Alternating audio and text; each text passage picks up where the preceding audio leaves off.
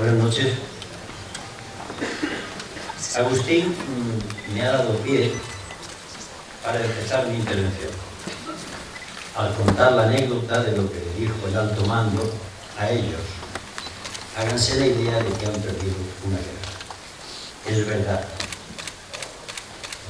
Y para empezar a poner los pies en la tierra, hemos perdido la guerra. Y voy a poner dos ejemplos. Uno que viene bien en esta casa. Si a los compañeros y compañeras de comisiones obreras, hace 15 años, ¿qué digo 15 años? Hace 10, le dicen lo que está pasando con los contratos, no se lo hubiesen creído. Pues ha pasado. Es decir, se ha llegado a unos límites que se han violado todas las leyes. Los derechos humanos, la Constitución, el valor de los convenios colectivos. Eso se llama perder la guerra. Pero todavía la guerra se ha perdido más simplemente porque yo enuncie una cosa, un solo dato. A los que tengáis o tengan 25, 35 años, por el camino que vamos, ¿qué pensión vais a cobrar? Esta reflexión que yo digo serena y tranquila nos indica que estamos ante la desaparición de nuestro país. No es el problema de Cataluña o de Euskadi. Cuando un país se deshilacha, cuando no tiene futuro, cuando su juventud no va a saber qué hacer, cuando se están dando casos de hambre, ese país no existe. Hemos perdido la guerra. Pero cuando la guerra se pierde, siempre hay personas, combatientes, que dicen no doblamos la rodilla y vamos a iniciar otra guerra. Claro, lo que hay que aprender es que esa otra nueva guerra ya no tiene los mismos métodos que han fracasado, ni los mismos armamentos, ni las mismas alianzas. La guerra es nueva y los sistemas es distintos, son nuevos. O lo aprendemos o volveremos a perder otra vez la guerra. Porque estamos ante un enemigo fuerte y hay que estudiarlo a fondo y hay que saber cómo vamos a actuar para ganarle. Dicho esto, voy a referirme a unas palabras de Rajoy el otro día en el debate del Estado de la Nación. Hay que escuchar atentamente. Cuando a Rajoy le piden desde varios lugares en el debate que hay que cambiar la Constitución, que hay que ir a la reforma constitucional, Rajoy contesta lo siguiente: bueno, señorías, antes de cambiar la Constitución debemos tener claro qué queremos. Parece una cosa muy simple, pero fijaros lo que ha dicho. Antes de hablar de cambiar las cosas, señores que me lo piden, ¿qué Constitución quieren ustedes? Díganlo. Y en segundo lugar, que lo tengamos claros todos. Nosotros. El problema es quiénes son nosotros. Esto es básico.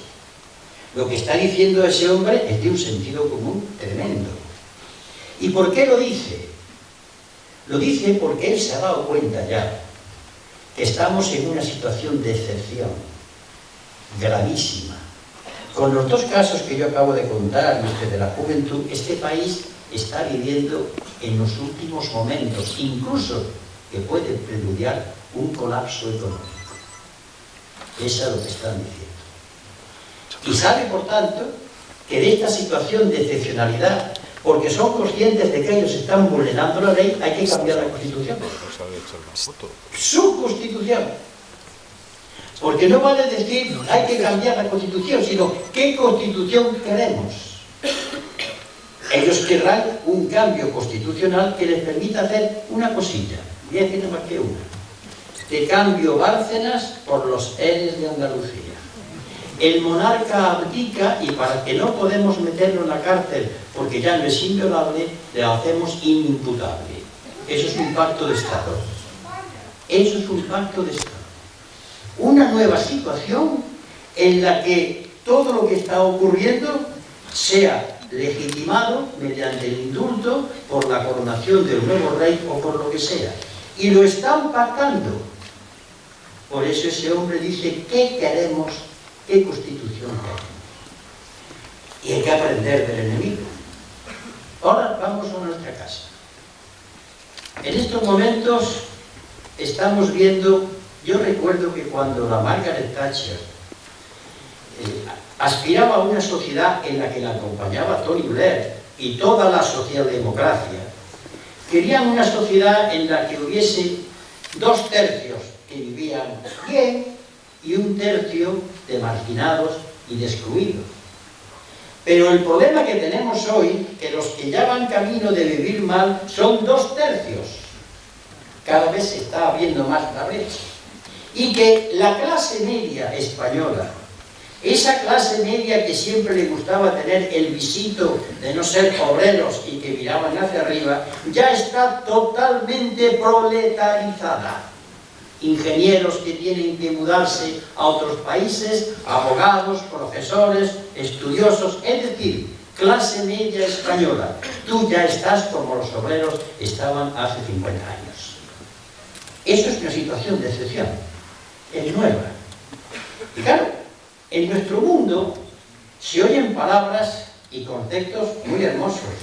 Proceso constituyente, Tercera República, contrapoder. Muy bien. ¿Qué queremos decir? ¿Eso qué significa? ¿Qué contenidos tiene eso?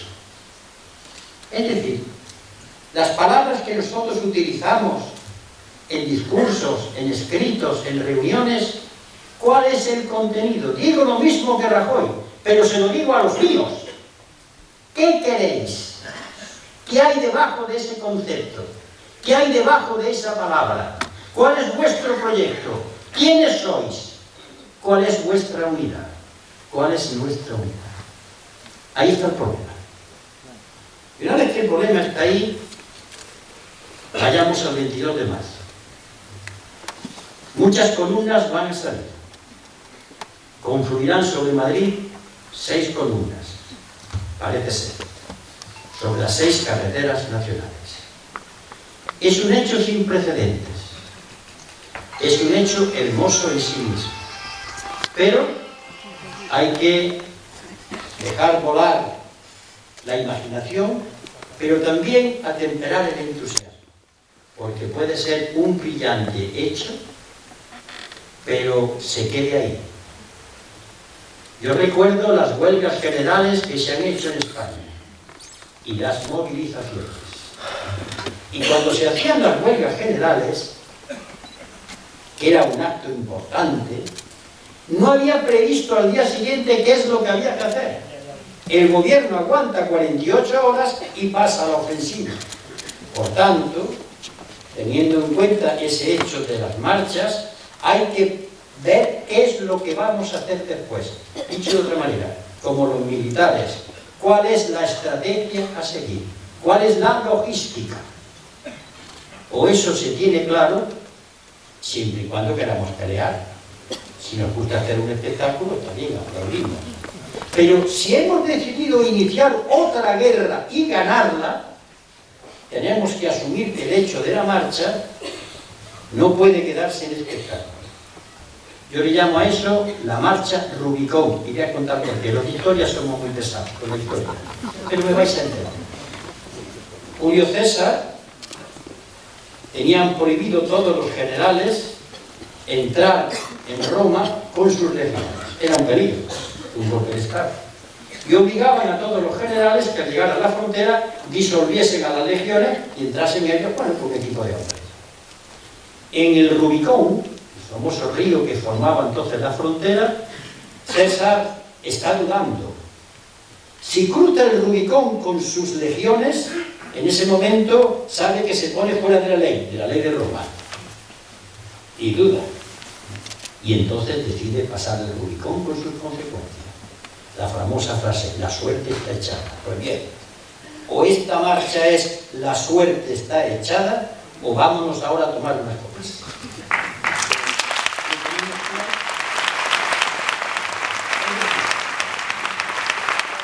Una marcha Rubicón es una marcha que con las dificultades y el sacrificio que va a tener para los hombres y mujeres que la hagamos, económico, incomprensiones, problemas surgidos entre los integrantes de las marchas, y después voy a hablar, deben saber que ese es el camino de una nueva época. Puede ser, no aseguro que lo sea.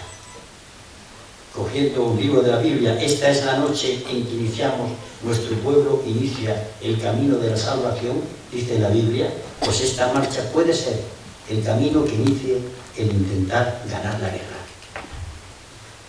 Porque si esto no tiene continuidad, si al día siguiente que se entre en Madrid no hay proyectado cuál es la siguiente fase, cuál es la siguiente batalla, si no hay un proyecto estratégico, nos quedamos en una simple marcha hermosa.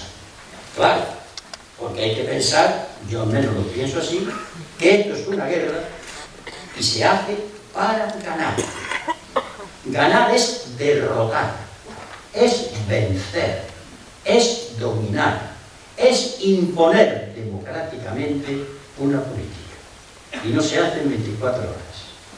Yo creo que los integrantes de las marchas y las organizaciones que están ahí lo saben. No creo que haya ninguna que piense que es para hacer un gesto visual, venderlo en su territorio, con sus banderas y a esperar a la próxima. Porque el enemigo lo sabe y también nos está esperando en eso. Y dicho esto, tendremos que ver cuál es nuestro proyecto. ¿Qué queremos? ¿Quiénes somos? Porque estamos de muchos padres y de muchas madres. Pero ¿quiénes somos? ¿Estamos de acuerdo? Y lo más importante, ¿quiénes más tenemos que ser? Y en esto yo quiero saber muy claro. Los que nos vamos a mover y nos estamos moviendo, todos somos izquierdosos. Pues el éxito de esto es cuando se incorpore mucha gente que hoy vota al PP. O lo tenemos claro, o hemos perdido. Sí, he dicho gente que vota al PP. Y lo voy a repetir. Porque como nos transformemos en una versión de la Inquisición, que veamos la pureza de sangre, estamos perdidos en nuestra hermosura y en nuestro sectarismo.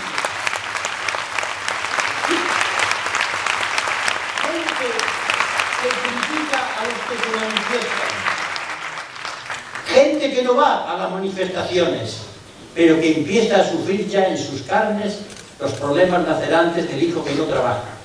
En ese momento, ellos son nuestros, aunque no lo sepan. Este es el éxito de la garantía de que podamos ganar, incorporarlos, robárselos, quitárselos.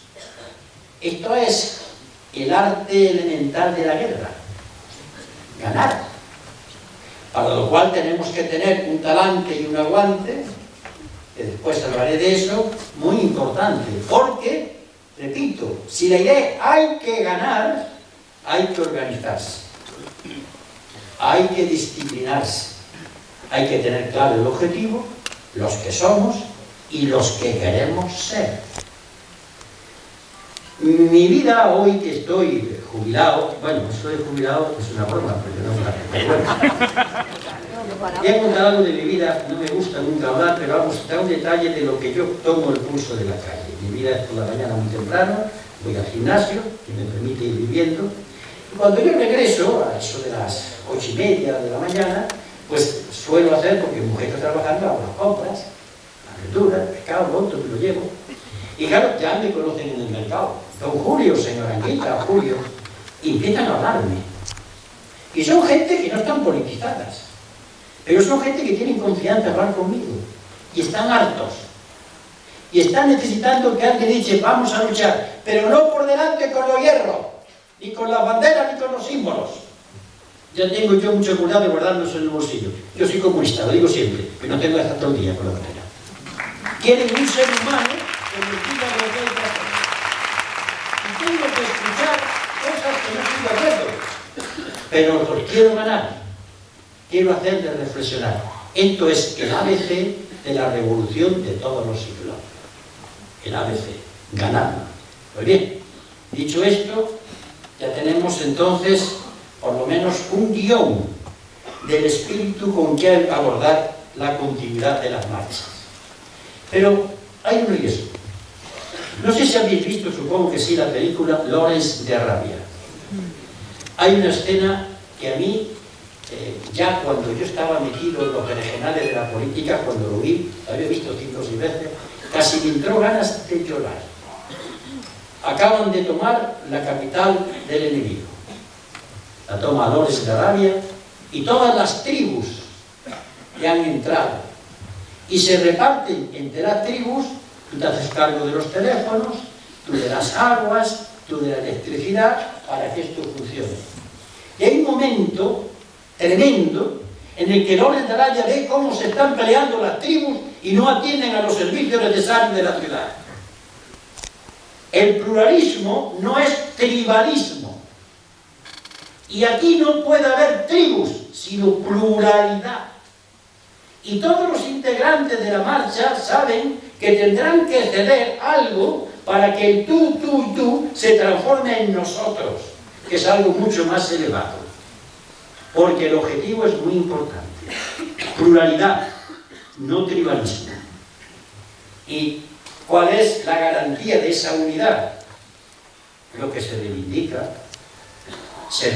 entre otras cosas, el tema de los parados, los subsidios. Se reivindica que no se pague la deuda. En esto quiero dejar claro una cosa. La deuda no se puede pagar. Pero es que quiero reforzar más. Yo llamé delito de alta traición a la patria lo que hicieron Rodríguez Zapatero y Mariano Rajoy, y sus fuerzas políticas respectivas que callaron. Cuando se aprueba una reforma de la Constitución por la que el pago a la banca española, alemana y francesa de los intereses de la deuda, es decir, 105 millones de euros todos los días del año, eso es traición. Y ese es su nombre. Pues cuando eso ocurre, ante esa situación, hay que decirlo. Con la boquita pequeña, si queréis. Porque ese es uno de los cánceres que tenemos en este momento. Que la deuda nos ahoga. Y una deuda en cuya parte importante es ilegítima, ilegal. Y este es el momento en que se quiebra, se puede quebrar una parte del frente, que no se pague la deuda. Y atención, entonces, ¿qué van a decir los bancos? Pero vamos a ver, cuando declaramos una guerra, nosotros nos preguntamos qué va a decir el enemigo. Es que cuando el presidente de Ecuador, Correa, dijo que iba a hacer una auditoría de la deuda ilegítima, allí le llaman odiosa, automáticamente la banca le bajó el 40%. Es que si no se paga, son los bancos los que van a tener miedo. ¿Por qué no van a cobrar? Eso se llama recobrar soberanía, pueblo español. ¿No dice la Constitución que tú eres el soberano? Recobra la soberanía. Ten el valor de recobrar la soberanía, salvo que tengan espíritu de esclavo. Este es tu política. ¿Recobramos soberanía? Pues se recobra la primera, la soberanía económica, la soberanía monetaria, la soberanía política, la soberanía social. Lo recobrar soberanía no es una cosa que está puesta ahí, es algo que hay que ejercer día a día. Recobrar soberanía se hace las 24 horas del día, en todos los lugares que estemos. Esto ya es algo que da a la marcha un sentido de voluntad constituyente. Ahora ya entendemos que el proceso constituyente puede ser ni más ni menos que constituirnos en sujeto del cambio. Lo que pide Rajoy, pero enfrente, desde la otra parte. Constituirnos en voluntad, constituirnos en pueblo, constituirnos en proyecto, constituirnos en plan estratégico de lucha, pero no solamente de lucha. Hay quien dice, es mucho en nuestra cultura, se hunda el capitalismo, y esto se arregla. ¡Qué disparate! Es la visión que yo le llamo artística. Se hunde el capitalismo y entonces ese cuadro de Sandro Botticelli, sale el socialismo, sale como esa Venus hermosa, rubia saliendo de las aguas, sobre las ruinas del capitalismo. Por favor. Sobre las ruinas del capitalismo, si no hacemos nada, vendrá el caos. Hay que empezar ya la nueva sociedad. Combatemos el capitalismo, pero hay que crear ya paralelamente la nueva sociedad. Esos chalados que crean huertos y productos ecológicos, esos que crean esos lugares de la comida, como en Córdoba, en el Colegio Rey Heredia, que fue ocupado, esos lugares que dan de comer, que atienden, que luchan contra los desahucios, eso están creando la nueva sociedad. Eso están creando los nuevos elementos, nuevas sociedades distintas. Eso, como el compañero José Arias de Córdoba, que se recorre todas las asociaciones de vecinos, casa por casa, es increíble, explicándole el robo del recibo de la luz. Y coge su pizarrita y va explicando, esa es la nueva sociedad. Construir, destruir al adversario, pero simultáneamente construir. Porque sobre la ruina del adversario, a esperar que salga Venus, no puede ser. Esta es la construcción. Pero para construir, como cualquier albañil, cualquier arquitecto, hay que tener un plano. Y ese plano es el problema. ¿Y no qué construye? ¿Qué se construye sin plano? Pues es el constituyente, Tercera República, contrapoder, sí, con las palabras. El contrapoder es ejercerlo, y para eso hay que estar organizado.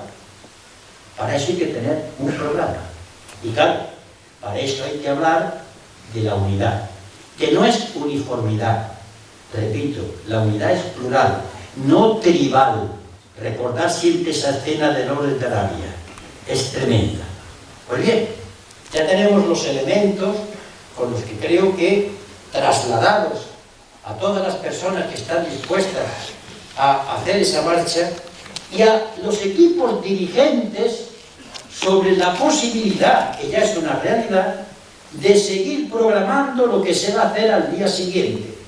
Esta es la clave del éxito, que no se quede en la marcha espectáculo, sino en la marcha Rubicón. Recordad el hecho histórico, el Rubicón, el río que atravesó Julio César. Es decir, es algo que se hace con consecuencias y a partir del cual es la fecha histórica en que comenzó un cambio. Pero eso depende de nosotros, no depende de nadie más. Sobre todo el gobierno, sus aliados, que son en esto muchos, ya ellos intentarán que no lo hagamos. Es su obligación, además. De modo que no les pidamos que sean buenos, que sean condescendientes. No perdamos el tiempo en esas estupideces. Combatamos. Aparte de tener un proyecto. ¿Cómo podemos construir actividades o elementos de un cambio o de la creación de algo nuevo? Yo aquí me dirigiría a los concejales y a los diputados y a los cargos públicos. Mirad, a lo que quieran, por supuesto. Vosotros estáis ahí, pero esa casa no es vuestra. Ese ayuntamiento no es tuyo. Tú no lo creaste. Esas máquinas endiabladas están pensadas desde hace siglos y están al servicio de quien están. Tú estás allí para administrarlo, para luchar por lo tuyo, para hacer cosas correctas, pero no es tuyo. ¿Por qué digo que no es tuyo?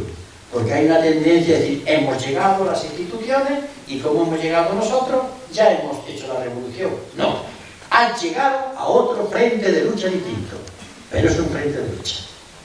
Así que cargos públicos, hay que introducir elementos. Ayuntamiento funciona de otra manera. Es que me van a votar los vecinos. Yo no tengo por qué contar mi experiencia de alcalde, pero tengo que deciros que ofendemos a los vecinos. Cuando a la gente se le habla claro y se dice tal problema, la gente te vota. Porque entiende que estás peleando. Lo que tú no puedes hacer es un discurso como lo hacen nosotros. Y cuando lleguen las elecciones, como si llegan pitos y flautas. Hay que hacer lo mismo el primer día que el último. y sobre eso puedo hablar de mi experiencia. Pues bien, cargos públicos, empezar a ir construyendo los nuevos elementos de las instituciones, en lo que poquito que podáis, pero empezar ya. Y empecemos a hacer lo posible en los institutos, en los centros de trabajo, a construir, a hacer verdad esas ideas. Si no, las marchas no van a tener toda esa fuerza que radica en lo que se llama la retaguardia. Cuando una avanza un ejército, tiene que tener su retaguardia segura, que le da alimentación, que le da respaldo, que le da ánimos. Esa es la gente que producirá que las marchas sean el inicio de una nueva época. Y me refiero especialmente a nosotros. Quiero hablar al Frente Cívico. Todos sabéis que el Frente Cívico está compuesto por mucha gente. Yo mismo soy del Partido Comunista de España, de Izquierda Unida, pero que cuando en el Frente Cívico, esto ya no lo olvido, digo que no lo pongo en término. Nosotros hemos cogido un camino muy raro, muy difícil, que es meterse en el terreno como Daniel se metió en el terreno de los leones, meterse a hablar con la gente, hablarle de los problemas diarios, guardarse el carnet en el bolsillo, tirar con ellos, hablar de la luz, hablar de los desahucios, hablar de la poca transparencia de los canales de comercialización, hablar de lo que está ocurriendo con la vivienda. Ese es nuestro trabajo. ¿Qué premio vamos a tener? Ninguno. Lo vamos a hacer por amor al arte. Simplemente vamos a tener una recompensa, unidad. Somos como una especie de cemento que intenta unir a la gente. Ese es nuestro trabajo. Y no hablamos de derecha ni de izquierda. ¿Soy yo acaso apolítico? No. Pero mirad, somos una fuerza, un movimiento que intenta poner a nuestra gente, a nuestro pueblo de acuerdo, sobre cosas concretas. El recibo de la electricidad no es de derecha o de izquierda, es de ladrones y de estafados. Punto. El problema de la vivienda no es un problema de la izquierda o de la derecha, que yo no sé lo que es ser de izquierda o de derecha. Podría decir que lo que estoy haciendo ahora es un auténtico discurso de izquierda. Y pondré un ejemplo. En el año 1901-1902. Y después se repite cuando la guerra. Lenin. ¿Qué consigna hay que darle a la gente? ¿Les da un meeting? ¿Les hablo de la revolución? Dice, no. Pan, paz y guerra. ¿Alguien va a discutirle a Lenin su ser de hombre de izquierdas? ¿Saber dirigirse a su pueblo con los problemas concretos? Eso es ser de izquierda, pero no decirlo, por favor. Hacerlo. No hagáis de ser de izquierda un muro que impida hablar con los demás. No caigamos en lo de la Santa Inquisición. Es que este no es de izquierda. Tú entonces eres igual que Fray Tomás de Torquemada. Porque ese puede ser tuyo. Y tu trabajo es ese. Esto es lo que aspiramos a hacer en el Frente Cívico. Pero, porque somos todos y somos uno. No tenemos otra historia, no tenemos ni bandera, ni queremos tenerla. No participamos en elecciones, no queremos ir a elecciones. Nosotros podemos ir, pero dentro de otras listas, pero el Frente Cívico como frente no participa en la actividad de las instituciones. Nuestra tarea es otra. Más difícil, ¿eh? Porque tiene menos gratificaciones, no tenemos aquí los símbolos que tanto nos gustan a nosotros. Estamos en otro sitio, trabajando por eso. Es más difícil, pero eso es lo que nos señala, lo que nos identifica. Pero, en definitiva, somos gente que queremos hacer verdad el que nuestro país esté en democracia. Pero voy a explicar lo de la democracia, porque esta es una de las palabras más peligrosas que conozco. El poder, y los que no son el poder, y los dominados también, suelen decir que en este país hay democracia, porque se vota. Pues tengo que deciros que están equivocados totalmente. También con Franco había referéndum, y se elegían los concejales por el tercio familiar, se votaba, de vez en cuando se votaba. Es verdad que había referéndum donde votaba el 103% del censo, pero cosas que entonces no había ordenador. Pero, quiero decir que el hecho de votar no es la característica fundamental de la democracia. Eso es simplemente mentira. Es necesario, pero no es la nota definitoria. Yo voy a dar una definición de democracia recogida de todo lo que ha sido el desarrollo de la idea de democracia. Democracia es un convenio permanente entre hombres y mujeres libres e iguales. Un convenio permanente entre hombres y mujeres libres e iguales para convenir permanentemente sobre las condiciones de su pacto social. Es decir, el hombre y la mujer iguales convienen, están todo el día conviniendo dentro de una norma sobre la economía, sobre la sociedad, sobre la cultura, sobre la educación, sobre la sanidad, y no votando cada 4 años. Eso es la guía que tenemos, y a ella nos debemos. Estaremos en la marcha, estaremos, pues si hay que estar como frente, no me gustaría, a mí me gustaría estar como gente.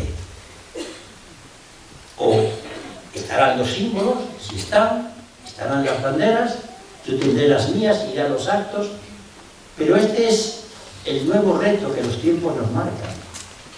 Y lo vuelvo a repetir para ir terminando.